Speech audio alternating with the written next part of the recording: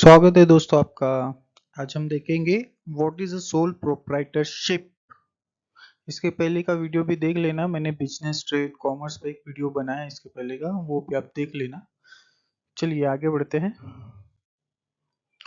आज इस वीडियो में देखेंगे हम कि सोल प्रोप्राइटरशिप, इसका मीनिंग क्या है, इसके फीचर्स क्या है, इसके एडवांटेजेस क्या है और डिसएडवांटेजेस क्या है। तो ये चार आज हम इस टॉपिक में पढ़ने वाले हैं। ठीक है, आगे बढ़ते हैं। देखिए, व्हाट इज सोल प्रोप्राइटरशिप। उसके पहले एक एग्जांपल देखते हैं। एक पर्सन है जिसके पास कुछ सेविंग थी और उसने बैंक से कुछ लोन लिया और ये बिजनेस एस्टेब्लिश किया चाय का। ठीक है, अब ये पढ़ते हैं what is sole proprietorship. So sole means होता है ओनली, मीन्स सिंगल, और प्रोप्राइटरशिप मतलब होता है ओनर। ठीक है, सो बिजनेस में जब एक ही पर्सन ओनर रहता है उसको बोलते हैं सोल प्रोप्राइटरशिप। ये देखिए, इमेज में देखिए, ये अकेला ही पर्सन है जो चाय के बिजनेस को ऑपरेट कर रहा है, मैनेज कर रहा है। तो ये कौन हुआ है? Sole proprietor. देखिए, सोल प्रोप्राइटर और सोल प्रोप्राइटरशिप अलग अलग है। सोल प्रोप्राइटर मतलब ये पर्सन अकेला, सोल प्रोप्राइटरशिप मतलब ये इसका बिजनेस कुल टोटल इसके साथ, इसको बोलते हैं सोल प्रोप्राइटरशिप। देखिए, sole proprietorship is a type of business structure. ये एक प्रकार का ऐसे स्ट्रक्चर है बिजनेस का जहां पे ओवन यानी ओनर ये अकेला रहता है और रन भी अकेला ही करता है, यानी बिजनेस को चलाना और उसका ओनर भी खुद ही रहना, इसको ही बोलते हैं सोल प्रोप्राइटरशिप। अब जितने भी डेट्स है या लाइबिलिटीज है, जितना भी इसने कर्ज लिया है बैंक से, तो इसके लिए लाइबल भी ये खुद ही होगा, अकेला ही पर्सन रिस्पॉन्सिबल होगा। ठीक है, और इसको स्टैब्लिश करना सोल प्रोप्राइटरशिप को ये भी इजी है ना। उसके पास कुछ सेविंग थी और कुछ उसने बैंक से पैसा ले लिया और बिजनेस स्टैब्लिश कर लिया। किसी की परमिशन की जरूरत भी नहीं पड़ी, किसी का रजिस्ट्रेशन करने की जरूरत नहीं पड़ी। ठीक है ना दोस्तों। तो सोल प्रोप्राइटरशिप का मीनिंग आप समझ गए होंगे। ठीक है, आगे बढ़ते हैं।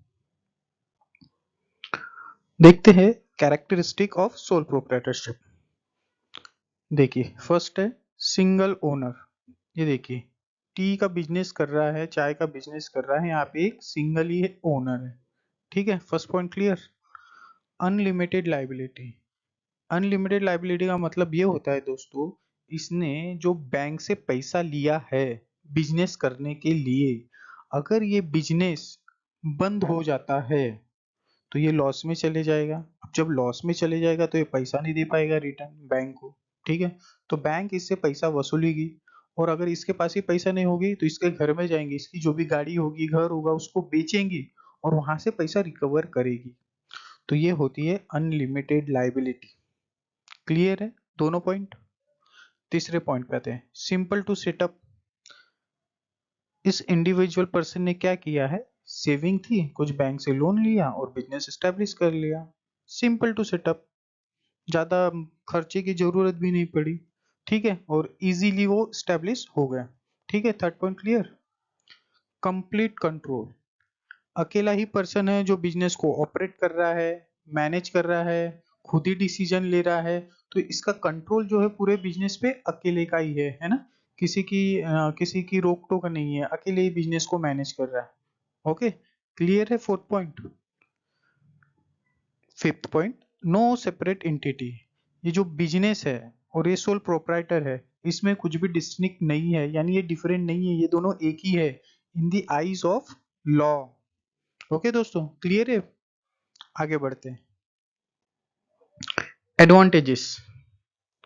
देखिए, easy and expensive to form. Inexpensive है, यानी ज्यादा महंगा नहीं है, और इजी है। ठीक है, सेविंग थी प्लस बैंक से कुछ फाइनेंस उसने कर लिए और बिजनेस एस्टेब्लिश कर लिया, यानी इजी है। ठीक है, कंप्लीट कंट्रोल, खुद ही ऑपरेट कर रहा है, खुद ही मैनेज कर रहा है, खुद ही डिसीजन ले रहा है, यानी पूरे बिजनेस में कंट्रोल किसका है, बस वो इंडिविजुअल पर्सन का। ठीक है, क्विक डिसीजन मेकिंग। किसी के भी साथ इसको कंसल्ट करने की जरूरत नहीं पड़ती, क्योंकि वो चाय के बिजनेस में क्या है, अकेला ही है, अकेला ही पर्सन है, किसी से कंसल्ट करने की जरूरत नहीं है। इसलिए वो डिसीजन मेकिंग कैसी है, क्विक। फोर्थ पॉइंट देखते हैं, डायरेक्ट इंसेंटिव। चाय का बिजनेस कर रहा है ये पर्सन, इसको जो भी प्रॉफिट हो रहा है इसको किसी के साथ शेयर करने की जरूरत नहीं है। तो ये क्या कर रहा है, पूरा का पूरा जो प्रॉफिट है वो खुद रख रहा है ना, यानी डायरेक्ट इंसेंटिव। क्लियर है दोस्तों, आगे बढ़ते हैं। डिसएडवांटेज देखते हैं, अनलिमिटेड लाइबिलिटी। तो ये जो सोल प्रोप्राइटर है इसकी जो लाइबिलिटी है वो अनलिमिटेड है। अनलिमिटेड लाइबिलिटी का मतलब क्या है, इसने जो बैंक से पैसा लिया है बिजनेस स्टैब्लिश करने के लिए, अगर ये बिजनेस नहीं चलता है तो इसको वो पैसे वापस देने पड़ेंगे। लेकिन अगर इसका बिजनेस ही लॉस में चले गए तो ये पैसे नहीं दे पाएगा। लेकिन बैंक तो इससे रिकवर करेगी। अगर इसके पास भी पैसा नहीं रहेगा तो इसके घर में जाएगी, इसकी जो भी गाड़ी होगी, घर होगा, बेचेगी और पैसा रिकवर करेगी। इसको ही बोलते हैं अनलिमिटेड लाइबिलिटी। ठीक है दोस्तों, क्लियर। सेकेंड पॉइंट पे आते हैं, डिफिकल्ट टू रेज कैपिटल। देखिए अकेला ही बंदा है जो बिजनेस को ऑपरेट कर रहा है, मैनेज कर रहा है, डिसीजन खुद ही ले रहा है और उसके पास ज़्यादा सेविंग भी नहीं है। और ऐसे केस में क्या होता है ना, बैंक भी ज़्यादा लोन नहीं देती है। बहुत डिफिकल्ट जाता है एक इंडिविजुअल को बैंक से लोन लेना, क्योंकि बैंक भी सोचती है कि मैं कहाँ इसके पीछे फिर दौड़ते बैठूंगी रिकवरी करने के लिए, है ना। तो ये डिफिकल्ट होता है कैपिटल रेस करना। ठीक है, दूसरा पॉइंट क्लियर। थर्ड पॉइंट पे आते हैं, लैक ऑफ कंटिन्यूटी।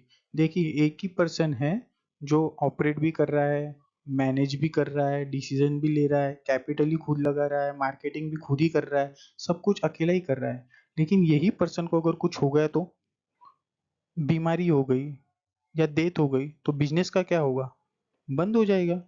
तो इसका मतलब है ये बिजनेस में कंटिन्यूटी नहीं है। ठीक है दोस्तों, थर्ड पॉइंट क्लियर। आइए अच्छा फोर्थ पॉइंट, हैवी वर्कलोड। एक ही पर्सन है, ऑपरेट भी खुद ही कर रहा है, मैनेज भी खुद ही कर रहा है, डिसीजन भी खुद ही कर रहा है ना, कैपिटल भी खुद ही लगा रहा है, मार्केटिंग भी खुद ही करा रहा है। तो ये बहुत वर्कलोड हो जाता है एक ही पर्सन के ऊपर। तो यही इसका डिसएडवांटेज है ना, बहुत ज्यादा वर्कलोड होता है।